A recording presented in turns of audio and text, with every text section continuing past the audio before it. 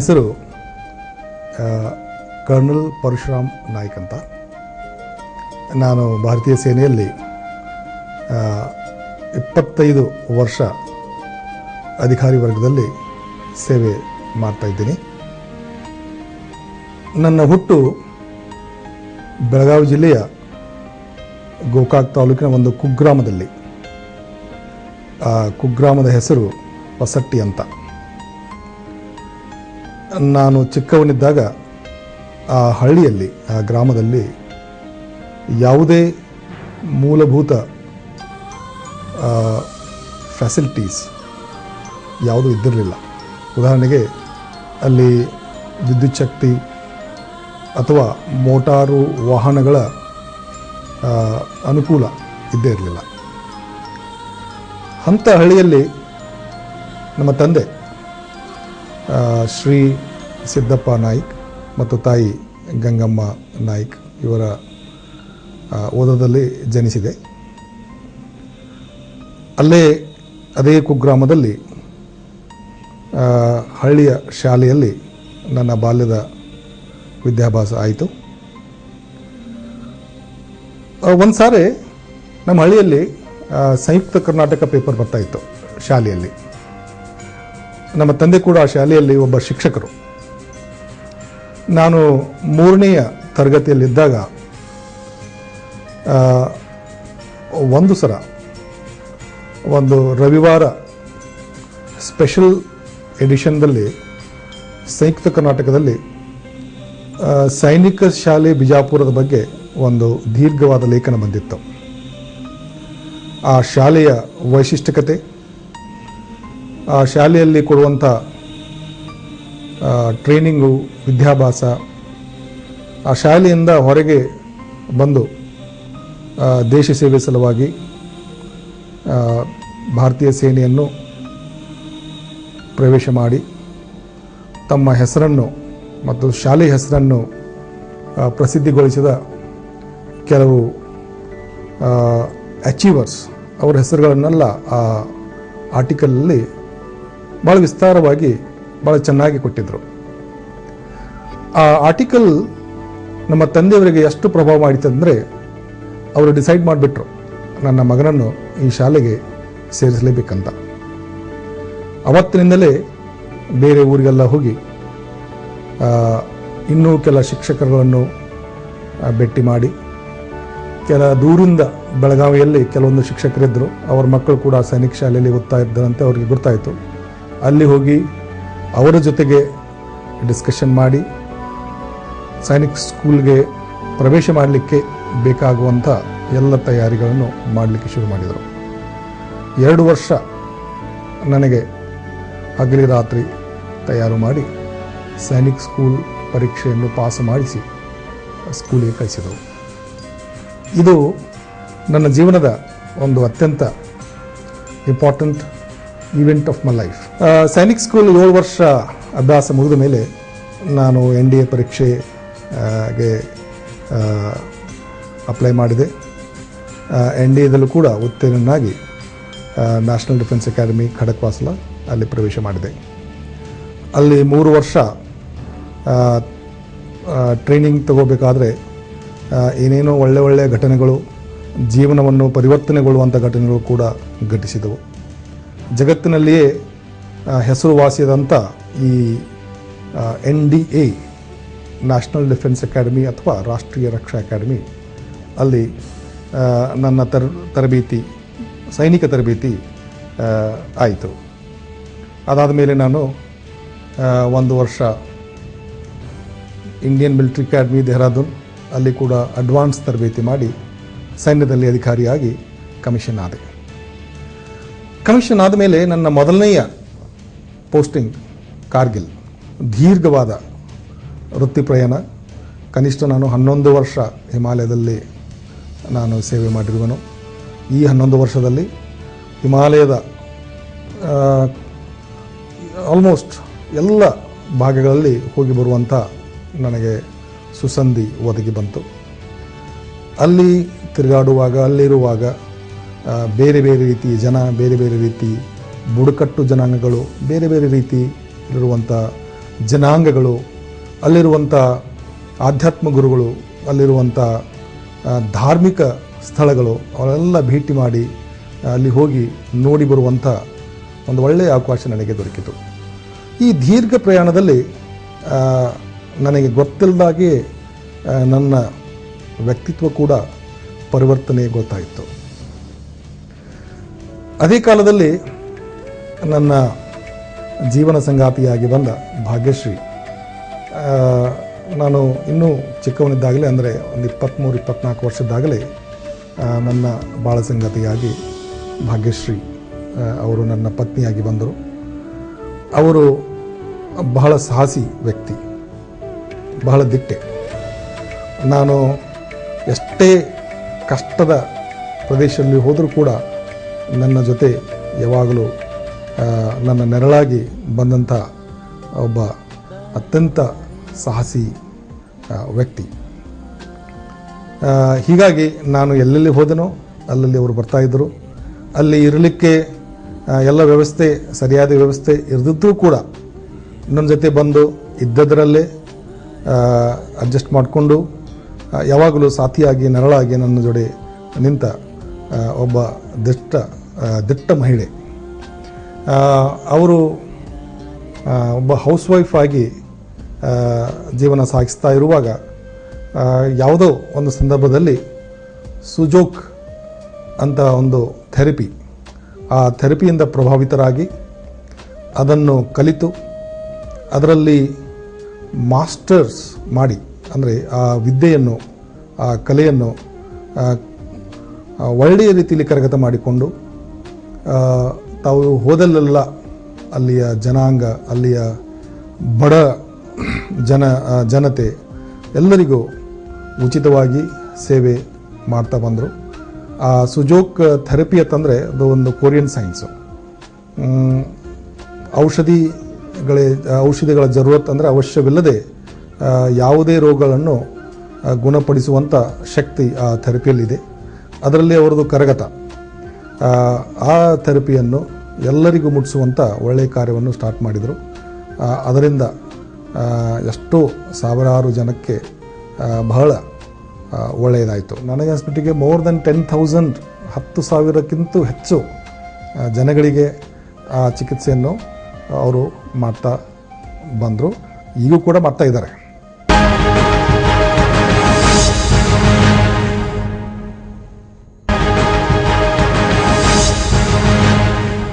ಆಮೇಲೆ ಈ 11 ವರ್ಷಗಳ ಹಿಮಾಲಯದ ನನ್ನ ಸೇವೆಯಲ್ಲಿ ಏನೇನೋ ಘಟನೆಗಳು ಆಗಿ ಹೋದವು. ಅಲ್ಲಿ ಎಷ್ಟೊಂದು ಸಲ ನನ್ನ ಜೀವಕ್ಕೆ ಅಪಾಯ ಉಂಟಿತ್ತು. ದೇವರ ಹೆಸರು ಅಥವಾ ಅಲ್ಲಿದ್ದಂಥ ಆ ಸ್ಥಿತಿ ಅಥವಾ ನನ್ನ ಜೊತೆ ಇರುವಂಥ ನನ್ನ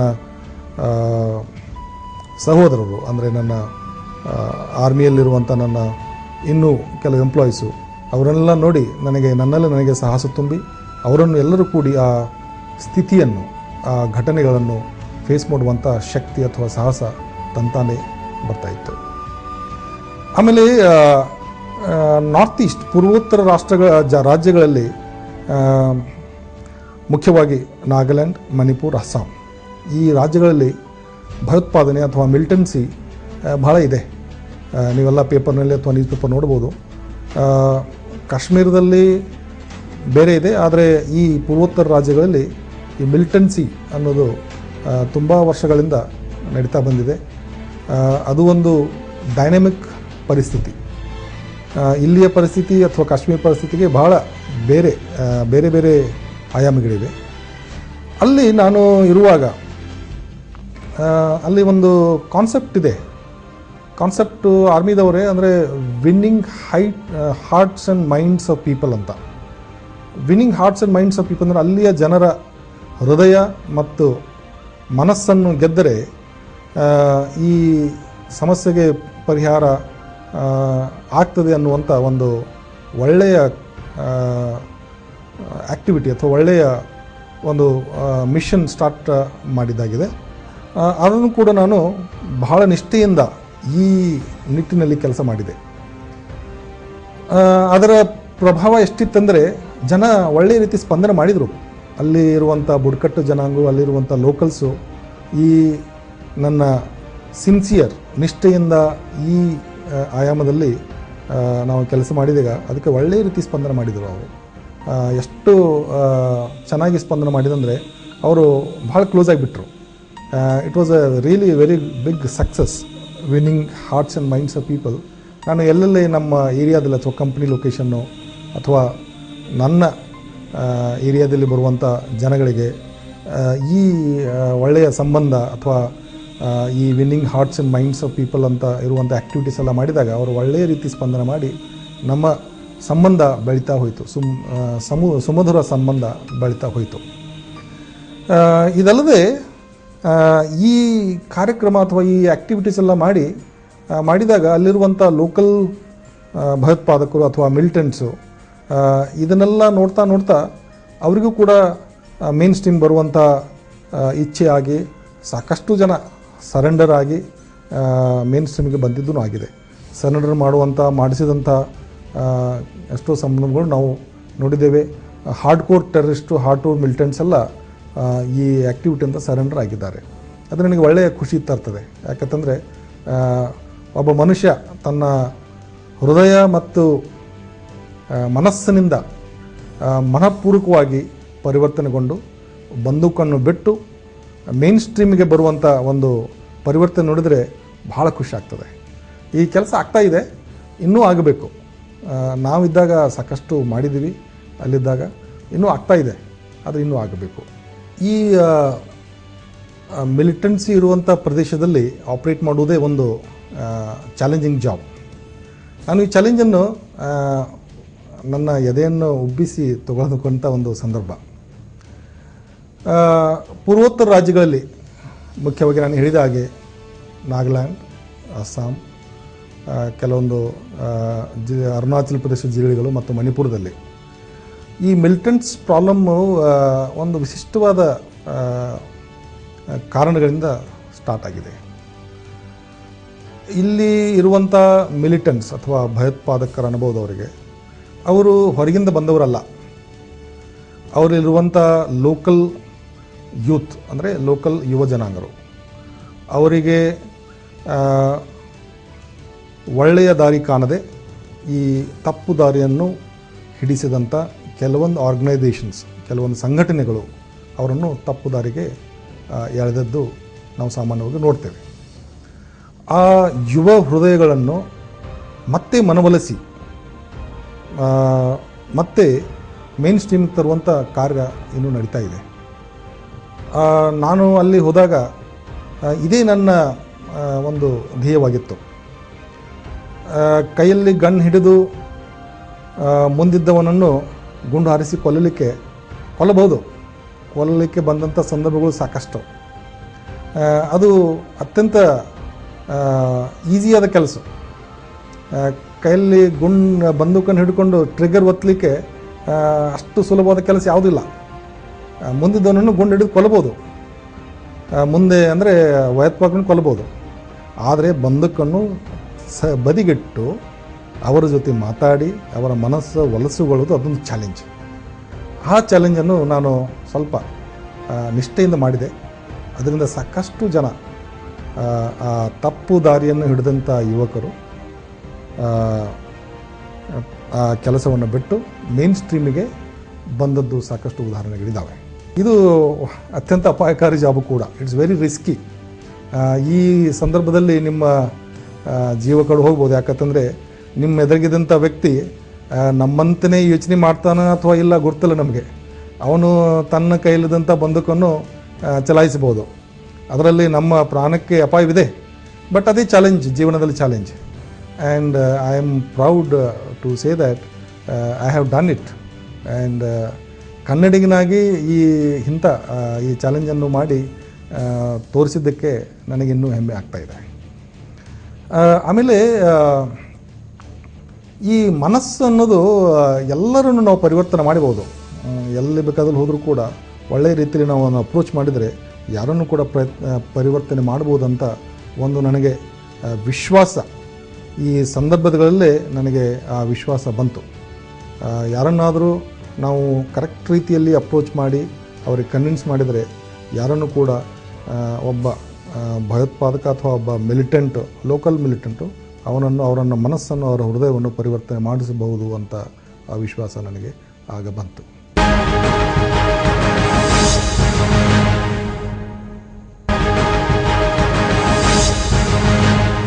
ಮೊದಲನೇದಾಗಿ ನಾನು ಚಿತ್ರಕಲೆ, ಪೇಂಟಿಂಗ್ಸ್, ಇದರ ಬಗ್ಗೆ ಸ್ವಲ್ಪ ನನ್ನ ಚಿಕ್ಕಂದಿನಲ್ಲಿ ಮಾಡ್ತಾಯಿದ್ದೆ. ಆದರೆ ಸೈನ್ಯದಲ್ಲಿ ಬಂದ ಮೇಲೆ ಬೇರೆ ಬೇರೆ ಸ್ಥಳಗಳಲ್ಲಿ ಹೋಗಿ ಅಲ್ಲಿರುವಂಥ ರಮಣೀಯ ಸ್ಥಳಗಳನ್ನು ನೋಡಿ ಆ ಸ್ಥಳಗಳ ಆ ದೃಶ್ಯಗಳ ಸುಂದರತೆಯಿಂದ ಇನ್ಸ್ಪೈರ್ ಆಗಿ ಪ್ರೇರಣೆಗೊಂಡು ನಾನು ಪೇಂಟಿಂಗನ್ನು ಶುರು ಮಾಡಿದೆ. ಪೇಂಟಿಂಗ್ಸು ಸುಮಾರು ಒಂದು 2000 ಪೇಂಟಿಂಗ್ಗಳನ್ನು ಮಾಡಿರ್ಬೋದು. ಭಾರತದ ಎಲ್ಲ ಮುಖ್ಯವಾದ ಕ್ಯಾಂಟೋನ್ಮೆಂಟ್ಸ್ನಲ್ಲಿ ನನ್ನ ಪೇಂಟಿಂಗ್ಸ್ಗಳು ನೀವು ಕಾಣಬಹುದು. ಆಯಿಲ್ ಪೇಂಟಿಂಗ್ಸು ಅಥವಾ ಬೇರೆ ಬೇರೆ ವಾಟರ್ ಕಲರ್ಸು ಎಲ್ಲ ನಾನು ಮಾಡ್ತಾಯಿದ್ದೀನಿ. ಕಾರ್ಟೂನ್ಸ್ ಕೂಡ ಮಾಡ್ತಾಯಿದ್ದೀನಿ. ಇದೊಂದು ನಮ್ಮ ಭಾವನೆಗಳಿಗೆ, ನಮ್ಮ ಮನಸ್ಸಿನಲ್ಲಿ ತುಂಬಿದಂಥ ಭಾವನೆಗಳು ಅಥವಾ ತುಮುಲುಗಳನ್ನು ಹೊರಗೆ ಹಾಕಲಿಕ್ಕೆ ಒಂದು ಅತ್ಯಂತ ಒಳ್ಳೆಯ ಸಾಧನೆ ಇದು. ಆಮೇಲೆ ಎಲ್ಲಿ ಬೇಕಾದಲ್ಲಿ ಮಾಡ್ಬೋದು ಇದನ್ನು, ಆಮೇಲೆ ಸ್ಟೋರ್ ಕೂಡ ಮಾಡ್ಬೋದು. ಸೊ ಈ ಚಿತ್ರಕಲೆ ಹವ್ಯಾಸ ನನ್ನ ಜೀವನದಲ್ಲಿ ನನಗೆ ಬಹಳ ಮುಖ್ಯವಾಗಿ ನನಗೆ ಸಹಾಯ ಮಾಡಿದೆ. ಎರಡನೇದಾಗಿ ರೈಟಿಂಗ್, ಅಂದರೆ ಲೇಖಕನಾಗಿ ಬರಿತಾ ಇರೋದು, ಬುಕ್ಸ್ ಬರಿತಾ ಇರೋದು, ಇದು ಕೂಡ ನನ್ನ ಚಿಕ್ಕಂದಿನಲ್ಲೇ ಕೆಲವು ಗುರುಗಳು ಸಿಕ್ಕರು. ಅವರು ಬರೆಯುವಂಥ ಕವನಗಳು, ಅವರು ಬರುವಂಥ ಲೇಖನಗಳು ಅಥವಾ ಕಥೆಗಳಿಂದ ನಾನು ಪ್ರಭಾವಿತನಾಗಿ ನಾನು ಬರೀಬಹುದು ಅಂತ ಒಂದು ವಿಶ್ವಾಸ ಮೂಡಿ ನಾನು ಚಿಕ್ಕಂದಿನಲ್ಲೇ ಬರ್ತಾ ಬಂದೆ. ಆಮೇಲೆ ಬೇರೆ ಬೇರೆ ಸ್ಥಳಗಳಲ್ಲಿ, ಸೈನ್ಯದಲ್ಲಿ ನೂರಾರು ಸಾವಿರಾರು ಅನುಭವಗಳು, ಘಟನೆಗಳು ಅವೆಲ್ಲ ನನ್ನ ಈ ಬರಹಕ್ಕೆ ಪ್ರೇರಣೆಯಾಗಿ, ಒಂದು ಮೂಲವಾಗಿ ನನ್ನ ಬೇರೆ ಬೇರೆ ಪುಸ್ತಕಗಳಿಗೆ ಒಂದು ಪ್ರೇರಣೆಯಾಗಿದ್ದಾವೆ. ಇಲ್ಲಿವರೆಗೆ ನನ್ನ 3 ಪುಸ್ತಕಗಳು ಬಿಡುಗಡೆಗೊಂಡಿದ್ದಾವೆ.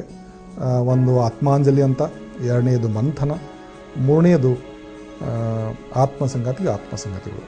ಈ 3 ಪುಸ್ತಕಗಳು 5 ಭಾಷೆಯಲ್ಲಿ, ಬೇರೆ ಬೇರೆ ಭಾಷೆಯಲ್ಲಿ ಭಾಷಾಂತರಗೊಂಡಿವೆ. ಒಂದು ತೆಲುಗು, ಹಿಂದಿ, ಉರ್ದು ಮತ್ತು ಇಂಗ್ಲೀಷ್ನಲ್ಲಿ ಭಾಷಾಂತರಗೊಂಡಿವೆ. ಅಧ್ಯಾತ್ಮದ ಶಕ್ತಿ ಎಷ್ಟು ನನಗೆ ಅನುಕೂಲ ಮಾಡಿಕೊಟ್ಟಂದರೆ, ಯಾವುದೇ ಘಟನೆ, ಯಾವುದೇ ಅಪಾಯವನ್ನು ಧೈರ್ಯದಿಂದ ಎದುರಿಸುವಂಥ, ಆ ಅಪಾಯವನ್ನು, ಅಪಾಯಕರವಾದ ಪರಿಸ್ಥಿತಿಯನ್ನು ಮೀರಿ ನಡೆಯುವಂಥ ಶಕ್ತಿಯನ್ನು ನನ್ನಲ್ಲಿ ಅದು ತೋರಿಸಿಕೊಟ್ಟಿತು. ಅದೇ ಅಧ್ಯಾತ್ಮ ಶಕ್ತಿ ನನ್ನ ಬಾಳ ಸಂಗಾತಿಯಲ್ಲೂ ಕೂಡ ಇದೆ. ನಾವಿಬ್ಬರೂ ಕೂಡ ಎಂಥ ಕಠಿಣವಾದ, ಭಯಾನಕವಾದ ಪರಿಸ್ಥಿತಿ ಬಂದರೂ ಅದನ್ನು ಫೇಸ್ ಮಾಡಿ, ಅದನ್ನು ಧೈರ್ಯದಿಂದ ಸಕ್ಸಸ್ಫುಲಿ ದಾಟಿ ಬಂದಂಥ ಎಷ್ಟೋ ಘಟನೆಗಳು ನಮ್ಮ ಜೀವನದಲ್ಲಿ ನಾವು ನೋಡಿದ್ದೇವೆ. ಇದರಿಂದ ನನಗೆ ಒಂದು ವಿಷಯ ಮನದಟ್ಟಾಯಿತು. ನನ್ನ ಸೈನ್ಯದಲ್ಲಿ ಸಹಕರ್ಮಿಗಳು ನನ್ನ ಜೊತೆಗೇ ಭಯಂಕರವಾದ ಅಥವಾ ಭಯಾನಕವಾದ ಅಥವಾ ಈ ದುರ್ಜನವಾದ ಪ್ರದೇಶದಲ್ಲಿ ಸೇವೆ ಮಾಡುವಾಗ ಏನೇನೋ ನಾನಾ ಥರದ ಮಾನಸಿಕ ತುಮುಲುಗಳಿಂದ ಬರ್ತಾ ಇರ್ತಾರೆ. ನಾವೆಲ್ಲರೂ ಬರ್ತಾ ಇರ್ತೀವಿ. ಯಾಕಂತಂದರೆ we are in a remote place, very very tough place. ಎದುರುಗಡೆ ವೈರಿ ಇದ್ದಾನೆ. ಆಮೇಲೆ ನಮ್ಮ ಜೀವನದ ನಾಳೆ ಈ ಮುಂಜಾನೆ ಏಳ್ತು ಇಲ್ಲೋ ಅನ್ನುವಂಥ ಪರಿಸ್ಥಿತಿ. ಯುದ್ಧದ ಕಾರ್ಮೋಡುಗಳು ಅಥವಾ ಆಪ್ರೇಷನ್ಸ್ ಕಾರ್ಮೋಡುಗಳು ಎಲ್ಲ ಕವಿತಾ ಇರ್ತವೆ. ಅಲ್ಲಿ ಬೇಸಿಕ್ ಎಮ್ಯುನಿಟೀಸ್ ಅನ್ನೋದಿರಲ್ಲ. ಹಿಮಾಲಯದ ತುತ್ತುದಲ್ಲಿ ನಿಮಗೆ ಉಸಿರಾಡಿಸಲಿಕ್ಕೆ ಆಕ್ಸಿಜನ್ ಅಥವಾ ಆಮ್ಲಜನಕನೇ ಇರಲ್ಲ. ಪ್ರತಿಯೊಂದು ಉಸಿರು ಒಂದು ದುಸ್ತರವಾದ ಕೆಲಸ. ಅಂಥ ಸ್ಥಿತಿಯಲ್ಲಿ ಮಾನಸಿಕವಾಗಿ ಸ್ಟ್ರೆಸ್ಡ್ ಅಪ್ ಲೈಫ್ ತುಂಬ ಇರ್ತದೆ. ಸೊ ಈ ಅಧ್ಯಾತ್ಮ ಅಥವಾ ಧ್ಯಾನ ಪ್ರಕ್ರಿಯೆಯಿಂದ ಇಂಥ ಸ್ಥಿತಿಯನ್ನು ನಾವು ಧೈರ್ಯವಾಗಿ ಅನ್ನುವಂಥ ಒಂದು ವಿಷಯ ನನಗೆ ಮನದಟ್ಟವಾಯಿತು. ಈ ವಿಷಯವನ್ನು ನನ್ನ ಎಲ್ಲ ಸಹಕಾರ್ಮಿಕರಿಗೆ ನಾನು ತಿಳಿಸಿ ಹೇಳಿ, ಅವರಿಗೆಲ್ಲ ಹಾಫ್ ಆನ್ ಅವರ್ ಅಥವಾ 1 hour ಧ್ಯಾನವನ್ನು ಮಾಡಿಸಿದ ಮೇಲೆ ಅವರ ಜೀವನದಲ್ಲೂ ಕೂಡ ಈ ಶಕ್ತಿ, ಈ ಮಾನಸಿಕ ತುಮುಲ ಅಥವಾ ಸ್ಟ್ರೆಸ್ಸನ್ನು ದೂರಿಡುವಂಥ ಒಂದು ಸಕ್ಷಮತೆ ಅವರ ಹತ್ರ ಬಂತು. So I feel very proud of this fact that ಈ ಧ್ಯಾನ ಅಥವಾ ಅಧ್ಯಾತ್ಮ ಪ್ರಕ್ರಿಯೆಯಿಂದ ನಮ್ಮ ಜೀವನವನ್ನು ಹಸನು ಮಾಡಿಕೊಳ್ಳದಲ್ಲದೆ ನನ್ನ ಸಹಕರ್ಮಿಗಳು ಕೂಡ ತಮ್ಮ ಜೀವನವನ್ನು ಹಸನು ಮಾಡಿಕೊಂಡರು. ಇದನ್ನು ನಾನು ನಮ್ಮ ಕಮಾಂಡರ್ಗಳು, ನಮ್ಮ ಹೈಯರ್ ಆಫೀಸರ್ಸು, ನಮ್ಮ ಜನರಲ್ ಆಫೀಸರ್ ಕಮಾಂಡಿಂಗ್ ಅವರಿಗೆಲ್ಲ ಇದರ ಬಗ್ಗೆ ಹೇಳಿದಾಗ ಅವರು ಕೂಡ ಇದನ್ನು ಬಹಳ ಪ್ರಶಂಸಿಸಿದರು, ನನಗೆ ಶಭಾಷ ತಂದರು. ಆಮೇಲೆ ಇದೇ ಪ್ರೋಗ್ರಾಮನ್ನು ಇನ್ನುಳಿದ ಬೆಟಾಲಿಯನ್ಸು, ಇನ್ನುಳಿದ ಬ್ರಿಗೇಡ್ಸಲ್ಲೂ ಕೂಡ ಮಾಡಿಸ್ತಾ ಬಂದರು. ಅದು ನನಗೆ ಬಹಳ ಸಂತೋಷ ತರುವಂಥ ಸುದ್ದಿ. ಒಂದು ಚಿಂಗಾರಿ, ಒಂದು ಕಿಡಿ ಅಥವಾ ಒಂದು ದೀಪ ಎಲ್ಲಿ ಸ್ಟಾರ್ಟ್ ಆಗಿದ್ದು ಎಲ್ಲ ಕಡೆ ಹಬ್ಬಿತು, ಬೆಳಕನ್ನು ಹಬ್ಬಿತು ಅಂತ ಒಂದು ಒಳ್ಳೆಯ ಸಂತೋಷ ಬರುವ ಸುದ್ದಿ. ಈ ಎಲ್ಲ 20-22 ವರ್ಷಗಳ ಪರ್ವತಗಳು, ಮರುಭೂಮಿ, ಅರಣ್ಯ ಈ ಪ್ರಯಾಣಗಳ ನಂತರ ಹೈದರಾಬಾದ್ ಸಿಟಿಗೆ ಬರುವಂಥ ಒಂದು ಅವಕಾಶ, ನಮಗೆ ಟ್ರಾನ್ಸ್ಫರ್ ಆಗಿ ಬರುವಂಥ ಅವಕಾಶ ಬಂತು. ಕಳೆದ 3 ವರ್ಷಗಳಿಂದ ನಾನು ಹೈದರಾಬಾದಲ್ಲಿ ಇಲ್ಲೇ ಇದ್ದೀನಿ, ಸೇವಾ ಮಾಡ್ತಾಯಿದ್ದೀನಿ. ಇಲ್ಲಿ ಬಂದ ಮೇಲೆ ನಾನು ಕರ್ನಾಟಕದವನಾದರೂ ಕೂಡ ಹೈದರಾಬಾದಲ್ಲಿ ಬಂದ ಮೇಲೆ ನನಗೆ ತವರಿಗೆ ಬಂದಂಥ ಅನುಭವ ಆಯಿತು. ತವರಿಗೆ ಯಾಕೆ ತವರಿಗೆ ಬಂದಂಥ ಅನುಭವ ಅಂತಂದರೆ, ಹೈದರಾಬಾದ್ನಲ್ಲಿ ಕನಿಷ್ಠ 9 ಲಕ್ಷ ಕನ್ನಡಿಗರಿದ್ದಾರಂತೆ ಗುರ್ತಾಯಿತು. ಕೊನೆಯದಾಗಿ ನಮ್ಮ ಎಲ್ಲ ಕನ್ನಡಿಗ ಯುವ ಮಿತ್ರರಿಗೆ ನನ್ನ ಒಂದು ಸಂದೇಶ, ನಾನು ಸೈನ್ಯದಲ್ಲಿ ಅಧಿಕಾರಿ ವರ್ಗದಲ್ಲಿ ನಮ್ಮ ಕನ್ನಡಿಗರು ಬಹಳ ವಿರಳ, ಅದರಲ್ಲೂ ಉತ್ತರ ಕರ್ನಾಟಕದವರಂತೂ ಇನ್ನೂ ವಿರಳ. ನನಗೆ ಬಹಳ ಸಲ ಏಕಾಂಗಿತನದ ಅನುಭವ ಆಗಿದೆ. ಯಾಕಂದರೆ ನಮ್ಮರನ್ನವರು ಯಾರೂ ಇಲ್ಲ ಅಧಿಕಾರಿ ವರ್ಗದಲ್ಲಿ, ಭಾಳ ಕಡಿಮೆ. ಇದು ಯಾಕೆ ಹೀಗೆ? ನಮ್ಮಲ್ಲಿ ಕಲಿತ ಜನ ಏನು ಕಡಿಮೆ ಇದ್ದಾರಾ ಅಥವಾ ಎಜುಕೇಷನ್ ಕಡಿಮೆ ಇದೆಯಾ? ನನಗೆ ಅನಿಸಿದ ಹಾಗೆ ಇದು ನಮ್ಮಲ್ಲಿರುವಂಥ ಒಂದು ಫಾಲ್ಸ್ ಕಾನ್ಸೆಪ್ಷನ್ ಅಥವಾ ಒಂದು ತಪ್ಪು ಕಲ್ಪನೆ. ನಮ್ಮ ಮಕ್ಕಳಿಗೆ ಕನ್ನಡಿಗರೆಲ್ಲ ಹೆಚ್ಚಾಗಿ ಇಂಜಿನಿಯರ್ ಅಥವಾ ಡಾಕ್ಟರ್ಗಳನ್ನು ಮಾಡುವಂಥ ಕನಸುಗಳಿರ್ತವೆ. ಡಾಕ್ಟರ್ ಅಥವಾ ಇಂಜಿನಿಯರ್ಗಳನ್ನು ಮಾಡಿ ಒಂದು ಒಳ್ಳೆಯ ನೌಕರಿ ಅಥವಾ ಕೆಲಸ ಕೊಡಿಸಿ, ಒಂದು ಸುಂದರವಾದ ಹುಡುಗಿ ಜೊತೆ ಮದುವೆ ಮಾಡಿ, ಒಂದು ಮನೆ ಕಟ್ಟಿಸಿ ಅಲ್ಲೇ ಸೆಟ್ಲ್ ಡೌನ್ ಆಗಬೇಕು, ಅಥವಾ ಬೆಂಗಳೂರಲ್ಲಿ ಒಂದು ಮನೆ ಕಟ್ಟಿ ಸೆಟ್ಲ್ ಡೌನ್ ಆಗಬೇಕು. ಎರಡನೇದಾಗಿ USA ಕಳಿಸ್ಬೇಕು. ಇವೆರಡೇ ಕನಸುಗಳು ಇಲ್ಲಿ ಜನಕ್ಕೆ. ಸೊ ಹಾಗಾದರೆ ಸೈನ್ಯದಲ್ಲಿ ಯಾವಾಗ ಬರಬೇಕು? ಸೈನ್ಯದಲ್ಲಿ ಬರೋರು ಯಾರು? ಎಲ್ಲರೂ ದೇಶ ರಕ್ಷಣೆ ಸಲುವಾಗಿ contribute ಮಾಡಬೇಕಲ್ವಾ?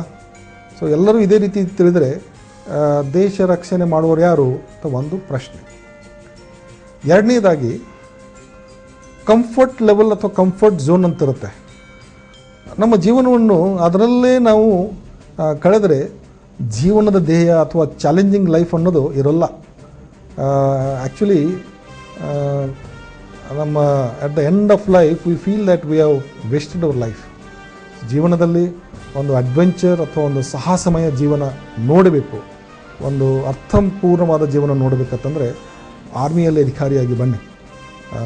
It gives everything for you to live a life full of adventure where you can shine in all the dimension. ಎಲ್ಲ ಆಯಾಮಗಳಲ್ಲಿ ನಿಮ್ಮ ಜೀವನವನ್ನು ನೀವು ಹಸನಾಗಿ ಬೆಳಕನ್ನು ನೋಡಬಹುದು. So I call upon you, all of you, come and join the Indian arm forces, the officers cadre. ಎಲ್ಲ ಪೇರೆಂಟ್ಸ್ಗಳು, ಎಲ್ಲ ಪಾಲಕರಿಗೂ ಕೂಡ ನಾನು ಅದನ್ನೇ ಹೇಳೋದು, ನಿಮ್ಮ ಮಕ್ಕಳನ್ನು ಸೈನ್ಯದಲ್ಲಿ ಅಧಿಕಾರಿಗಳನ್ನಾಗಿ ಮಾಡಿಸಿ, ಅದಕ್ಕೆ ಪ್ರಯತ್ನ ಮಾಡಿ. ಅದು ಒಳ್ಳೆಯ ಒಂದು ಕರಿಯರ್ ಕೂಡ, ಒಂದು ಒಳ್ಳೆಯ ಸುಸಂಧಿ ಕೂಡ. Thank you. ಜೈ ಹಿಂದ್.